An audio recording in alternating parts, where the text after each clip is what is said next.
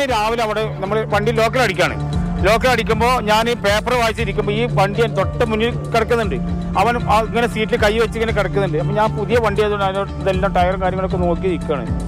എവിടുന്ന് ഒരു കോള് വന്ന പോലെ പെട്ടെന്ന് എണീറ്റ് പോകുന്നു. അപ്പം ഞാൻ പേപ്പർ വായിച്ചിരുന്നു. നമുക്ക് വണ്ടി എടുത്ത് പോയി.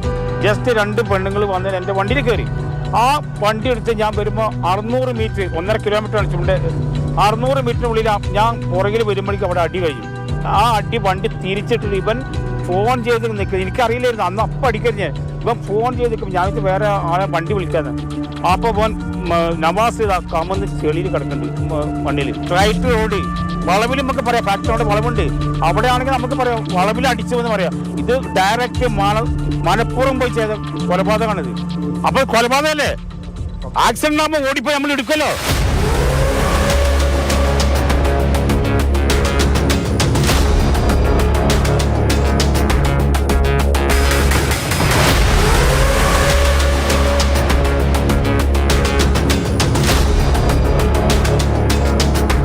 ഡിസംബർ 2 രാവിലെ ഈ അപകടമുണ്ടായത് മുതൽ തന്നെ ഈ പ്രദേശവാസികളും നവാസിന്റെ ബന്ധുക്കളും ഇതിന് പിന്നിൽ ദുരൂഹത ഉണ്ട് എന്ന ആരോപണം ഉന്നയിച്ചിരുന്നു.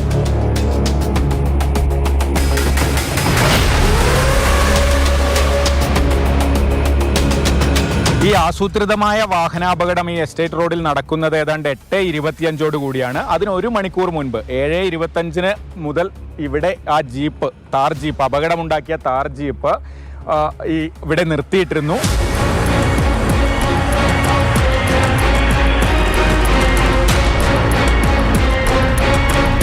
എന്നോട് ഇതിൻ്റെ ഇടയ്ക്ക് കഴിഞ്ഞൊരു ദിവസം എന്നോട് പറഞ്ഞിട്ട് ഒന്ന് കാണണം, എനിക്ക് കുറച്ച് കാര്യങ്ങൾ സംസാരിക്കണം എന്ന് നവാസ് പറഞ്ഞിരുന്നു. പിന്നെ ആ സമയം കഴിഞ്ഞിട്ടാണ് ഈ അപകടങ്ങളോട് വരുന്നത്. ഈ സംഭവം നടന്നിട്ട് ഈ ആളിതാ സെൽഫി എടുക്കുകയാണ്. ഈ ആക്സിഡന്റ് കഴിഞ്ഞിട്ട് ഒരു സെൽഫി എടുക്കുകയാണ്. ഈ സെൽഫി ആക്സിഡന്റ് കഴിഞ്ഞിട്ടുള്ള ഫോട്ടോ ആണ്. ഇതാ വണ്ടീൻ്റെ ഫ്രണ്ട് ഇതാ അതേ കണ്ടീഷനിൽ ആ ഫോട്ടോ ഇത് എടുത്തിട്ടാണ് ഞാനിത് ചെയ്ത് എന്ന് ബോധിപ്പിക്കുന്ന ഒരു ഫോട്ടോ ആണ് ഇത്. ഈ തെളിവാണ്. സുമിൻ ഷാദ് പുലർച്ചെ മുതലോ അല്ലെങ്കിൽ 7:25 CCTVയിൽ തൊട്ടപ്പുറത്തെ ജംഗ്ഷനിൽ ജീപ്പ് ഇട്ട് ഉറങ്ങുന്നുണ്ട്. അവിടെ നിന്ന് ഇദ്ദേഹം ദൃക്സാക്ഷിയാണ് ആ ജീപ്പ് അവിടെ കിടക്കുന്നതിന്. അവിടെ നിന്ന് പെട്ടെന്ന് ജീപ്പ് എടുത്തു വരുന്നു. പുറകെ ഇദ്ദേഹം വണ്ടിയുമായി വരുന്നുണ്ട്. ഇദ്ദേഹം എത്തുമ്പോഴേക്ക് ഇടി കഴിഞ്ഞിരിക്കുന്നു.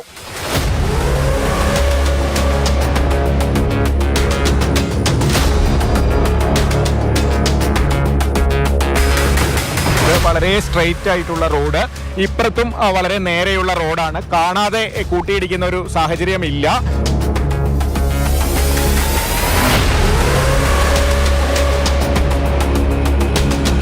ഓട്ടോ വരുന്നു എന്നൊരു ഫോൺ കോൾ വന്നതിന് ശേഷം സുമിൻ ഷാദ് താർ ജീപ്പുമായി പെട്ടെന്ന് പള്ളിയുടെ അടുത്ത് നിന്ന് എടുത്ത് ഇങ്ങോട്ട് വന്നു എന്നുള്ളതാണ് ഇപ്പോൾ മനസ്സിലാകുന്നത്. എന്തായാലും അങ്ങനെ വന്ന് ഈ സ്ഥലത്ത് നിന്നാണ് കൂട്ടിയിടിക്കുന്നത്. എനിക്ക് പിന്നിലുള്ള ഈ റോഡിൽ നിന്ന് ഇവിടെ 2 വാഹനങ്ങൾക്ക് സുഗമമായി, പ്രത്യേകിച്ച് ഒരു ഓട്ടോയും താർ ജീപ്പും സുഗമമായി കടന്നു പോകാൻ സ്ഥലമുണ്ട്. എത്ര വേഗതയിലാണെങ്കിലും അവിടെ വെച്ച് ഈ ഓട്ടോയുടെ ഡ്രൈവർ സീറ്റിന്റെ മധ്യഭാഗത്തായി ജീപ്പ് ഇടിക്കുന്നു. വലത്തോട്ട് തിരിച്ച് ജീപ്പ് ഇടിച്ച് മതിലിൽ നമുക്ക് അതിന്റെ കലയൊക്കെ കാണാം. ഇവിടേക്ക് ഓട്ടോ മറയുന്നു. അതിനുശേഷം ജീപ്പ് തൊട്ടപ്പുറത്ത് പോയി ഇടിച്ച് നിൽക്കുകയാണ്.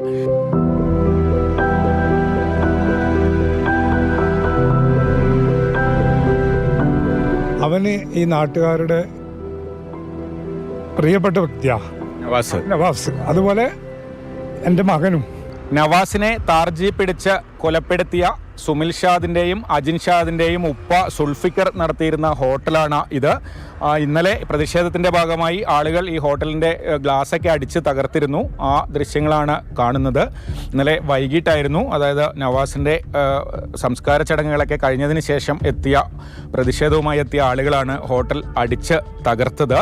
ഈ ദേശീയപാതയോരത്താണ്, ചുണ്ടേലിൽ നിന്ന് കോഴിക്കോട് ഭാഗത്തേക്ക് പോകുന്ന ദേശീയപാതയോരത്താണ് ഈ ഹോട്ടൽ സ്ഥിതി ചെയ്യുന്നത്. ഇതിന് എതിർവശത്ത് ഈ മരിച്ച അപകടത്തിൽ ഈ കൊല്ലപ്പെട്ട നവാസിൻ്റെ ഭാര്യ നടത്തുന്ന ഒരു സ്റ്റേഷനറി കട ദേശീയപാതയുടെ എതിർവശത്ത് ഉണ്ട്. അതേതാണ്ട് ഈ ഹോട്ടലിന് മുൻവശത്തായാണ്, ഈ ഹോട്ടലിൻ്റെ എതിർവശത്തായി VP സ്റ്റോർ എന്ന പേരിൽ കാണുന്നത് നവാസിൻ്റെ ഭാര്യ ഭാര്യയും ഭാര്യാപിതാവും ഒക്കെ നടത്തിയിരുന്ന ഒരു സ്റ്റേഷനറി കടയാണ്. അത്തരത്തിൽ ഇവർ തമ്മിൽ പൂർവ്വവൈരാഗ്യമുണ്ട് എന്ന് പറയുന്നതിന് ഈ ഒരേ സ്ഥലത്ത് എതിർവശത്തായി 2 കടകളും ഉണ്ടായിരുന്നു. ആ സമയത്തുള്ള എന്തെങ്കിലും തർക്കമായിരുന്നു എന്നറിയില്ല. എന്തായാലും കടകൾ ഇവിടെയാണ്. ഇന്നലെ ഈ ഹോട്ടലേക്ക് അടിച്ച് തകർത്തത് കൊണ്ട് തന്നെ ഈ ഹോട്ടലിന് മുന്നിൽ ഇപ്പോൾ പോലീസ് കാവലും ഏർപ്പെടുത്തിയിട്ടുണ്ട്.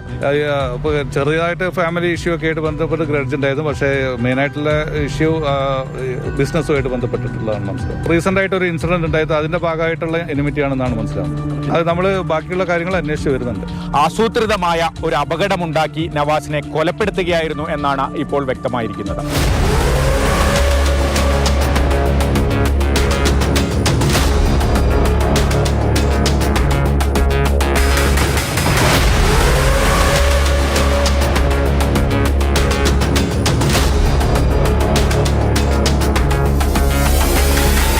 ഷമീർ മച്ചിങ്ങലിനൊപ്പം കമൽ, മാതൃഭൂമി ന്യൂസ്, വയനാട്.